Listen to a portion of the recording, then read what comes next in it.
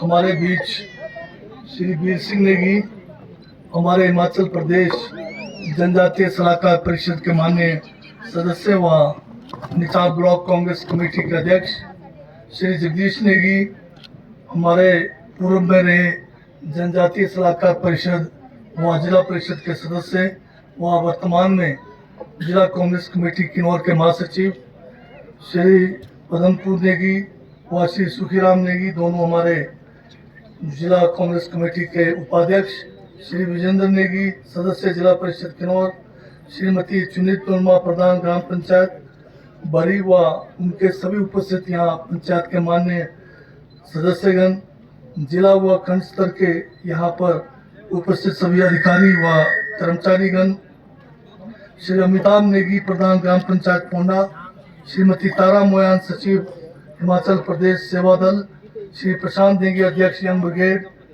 जिला किन्नौर, श्री कमल किशोर, पूर्व उपाध्यक्ष किन्नौर डिस्ट्रिक्ट फेडरेशन टापरी, श्री राकेश मारिया, मीडिया कोऑर्डिनेटर जिला कांग्रेस कमेटी किन्नौर, श्री मनोज नेगी, मीडिया प्रभारी जिला कांग्रेस कमेटी किन्नौर, श्रीमती आशा नेगी, अध्यक्ष महिला कांग्रेस निचार खंड व निदेशक किन्नौर डिस्ट्रिक्ट फेडरेशन टापरी, श्री देवेंद्र नेगी, महासचिव ब्लॉक कांग्रेस कमेटी निचार, श्री केवल राम, पूर्व सदस्य जिला परिषद, श्री विद्याचंद, अध्यक्ष बरी ग्राम कांग्रेस कमेटी व श्री वीर सिंह, हमारे ग्राम विकास कमेटी यहाँ के विकास कमेटी, श्रीमती श्री देवी, प्रधान महिला मंडल व महिला मंडल के समस्त उपस्थित यहाँ सदस्यगण, गांव के मेरे आदर के योग्य बुजुर्गों, भाइयों बहनों व नौजवान साथियों, सर्वप्रथम तो मैं आप सबका बहुत बहुत धन्यवाद करता हूं कि जब भी आपके बीच आना हुआ, आप सबने हमेशा जो है मान सम्मान दिया और आज भी आपने, बेशक मैं यहाँ काफ़ी विलम्ब के बाद पहुँचा, उसके बावजूद आपने यहाँ पर अपना समय दिया, मान सम्मान दिया और बहुत ही जो है इस खेल मैदान जो इसको आप सबने मिलकर बनाया है, उसके लिए भी आपको मैं जो है बहुत बहुत बधाई देता हूँ। अभी इस बात की प्रसन्नता है कि बहुत साल पहले जब बड़ी नाले में बाढ़ आने से आपके बहुत सारे पूर्वजों की जानें चली गई, जिसका जख्म अभी भी मैं समझता हूँ भरा नहीं होगा और आप सबको विस्थापित होकर इस विकास नगर में बसना पड़ा और इतने समय बीतने के बावजूद आपको हम जो है मालिकाना हक नहीं दिला पाए। परंतु अब प्रसन्नता इस बात की है, इस बार कांग्रेस पार्टी की सरकार है दोबारा से, आप सबकी आशीर्वाद से मुझे भी जो है दोबारा आपकी सेवा करने का मौका मिला और साथ में हिमाचल प्रदेश सरकार में मंत्री पद पर भी मौका मिला है और आपको ये जो लंबे समय से एक आपको ये डर रहता था कि आपको नाजायज कब्जे वाला घोषित करके कहीं बेदखल ना किया जाए, अब आपको वो डर हमेशा के लिए ख़त्म हो गया। अब आप जो ज़मीन और मकान है उसके अब आप मालिक हैं और ये FRA के कानून के द्वारा संभव हो सका है। FRA का कानून 2006 में कांग्रेस की सरकार ने दिल्ली के अंदर, जब देश में प्रधानमंत्री हमारे डॉक्टर मनमोहन सिंह जी थे, उस समय ये कानून आया। जैसे मनरेगा का कानून भी 2006 में आया, तब भी कांग्रेस की सरकार थी दिल्ली के अंदर, मनमोहन सिंह जी, डॉक्टर मनमोहन सिंह जी प्रधानमंत्री थे। अगर मनरेगा का कानून ना होता तो आज आपको जो गांव के अंदर 120 दिन का कार्य दिवस मिल रहा है, ये संभव नहीं होना था। मनमोहन सिंह जी और कांग्रेस की सरकार ना हो तो FRA भी नहीं होना था। और जो आपको आज खाद्य सुरक्षा कानून मिला हुआ है, जिसमें 5 किलो चावल या अन्न जो देने का है, ये भी कानून 2013 में जब कांग्रेस की सरकार थी दिल्ली के अंदर, उस समय ये कानून बना।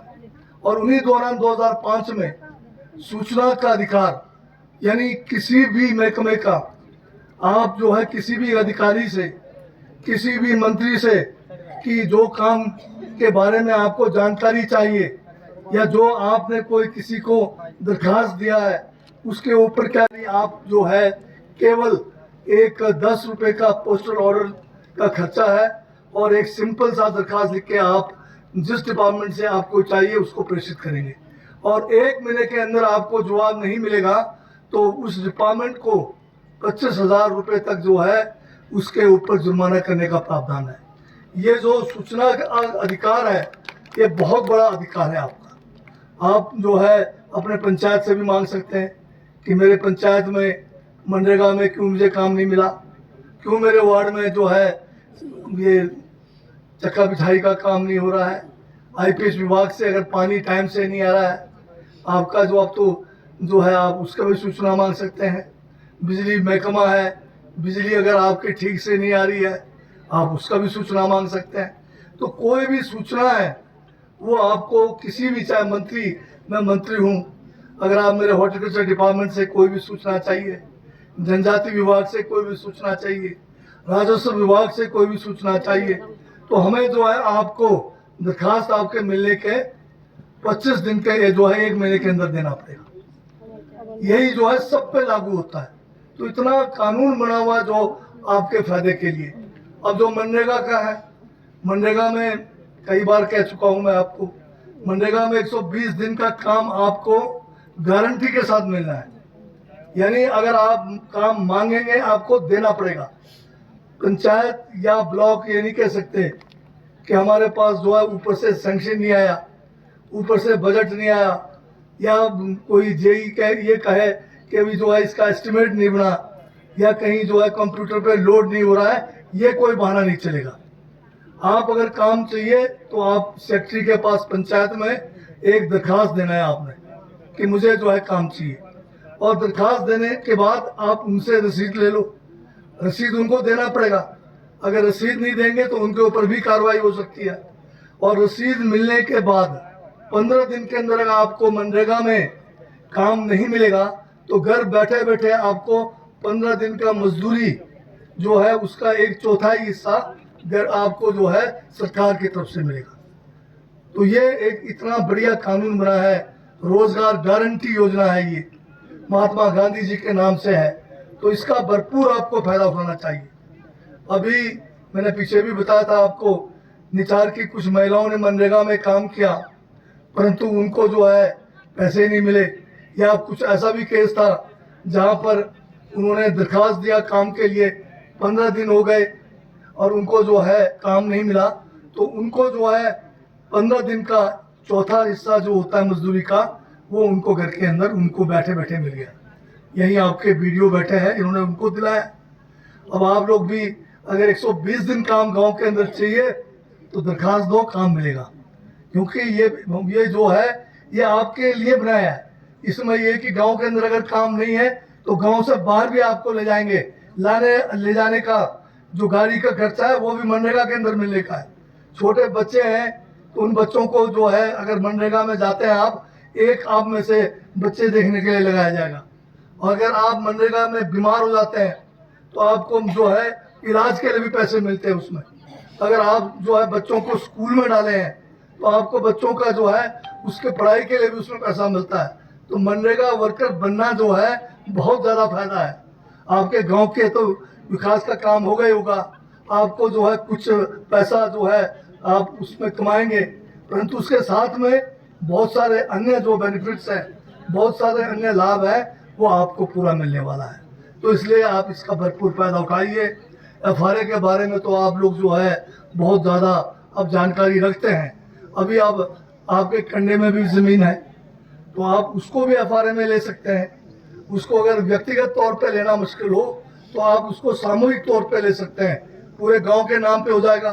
फॉरेस्ट डिपार्टमेंट से वो गांव के नाम पे आ जाएगा सामूहिक रूप से, और उसके बाद जो है आप आपस में बैठकर उस जगह को या उसके अंदर जो भी जड़ी बूटियां हैं, उसके अंदर जो भी हमारे वहाँ पर उपज है उसको आप निकाल के आपस में बांट सकते हैं, उसका लाभ ले सकते हैं, या आप उसका व्यक्तिगत दावा करके उसका भूमि लेकर उसको आप अपने उपयोग में रख सकते हैं। ये काम आप बहुत बेहतरीन तरीके से कर सकते हैं। और इसमें महिलाओं को जो है खासकर FRA में महिलाओं को बहुत ज़्यादा जो है एक मौका दिया गया है। अगर ग्राम सभा में FRA के ग्राम सभा में अगर कोरम का 10वां हिस्सा अगर महिलाएं ना हो तो वो क्वारम नहीं माना जाता। FRA कमेटी में अगर 1/3 मेंबर महिलाएं ना हो तो वो भी कमेटी जो है मान्य नहीं होता है। तो ये जो है महिलाओं को हर तरह से आगे बढ़ाने के लिए कानून में प्रावधान दिया हुआ है, और जिस इलाके में महिलाएं जागृत होती है वहाँ उस इलाके का विकास भी तेजी से होता है। आज पंचायती राज संस्थाओं में आपको पता है कि महिलाओं को 50% वार्ड से लेकर जिला परिषद तक सीट रिजर्वेशन है। अगर ये सीट रिजर्वेशन नहीं होता तो महिलाओं को कहीं जो है 2-4 महिलाओं को ही पंचायतों में मौका मिलता। अब आपके किन्नौर में 73 पंचायतें हैं, तो जो रिजर्वेशन के हिसाब से आधे जो है 73 के वो महिलाएं आएगी। वार्ड में भी इसी तरह से महिलाएं आएगी। जिला परिषद के 10 वार्ड है, 10 में से जो है 50% 50% जो है 5 जो है महिलाओं को सीट है। तो महिलाओं को हर 5 साल में चेयरमैन बनने का मौका है पंचायत समिति में, जिला परिषद में। तो महिलाओं को बहुत आगे पहुंचाने का जो है हर तरह से सरकार की तरफ से कोशिश की जा रही है। इसके अलावा मैं जो आपसे सिर्फ ये निवेदन करना चाहता हूँ कि बाग बगीचे के ऊपर ज़्यादा ध्यान दीजिए। अच्छा बागवानी करना भी आज के तारीख में सख्त ज़रूरत है, क्योंकि जिसका अच्छा क्वालिटी का सेब होगा, जिसकी उपज अच्छी होगी, ज़्यादा उपज होगा, वही ज़्यादा जो है समृद्ध होगा, वही आर्थिक रूप से जो है सक्षम होगा। उसके लिए हॉर्टिकल्चर डिपार्टमेंट के तरफ से बहुत सारी स्कीमें हैं, आपके एग्रीकल्चर डिपार्टमेंट के तरफ से भी बहुत सारी स्कीमें हैं। तो इन सभी को ध्यान में रखते हुए आप जो है अपने आप को आर्थिक रूप से समृद्ध बनाने का जो है भरपूर प्रयास करना चाहिए। मैं इन्हीं शब्दों के साथ उन्हें सभी ग्रामवासियों का हमारे यहाँ आने पर हम सबका जो आपने मान सम्मान किया उसके लिए बहुत बहुत धन्यवाद। जय हिंद, जय हिमाचल।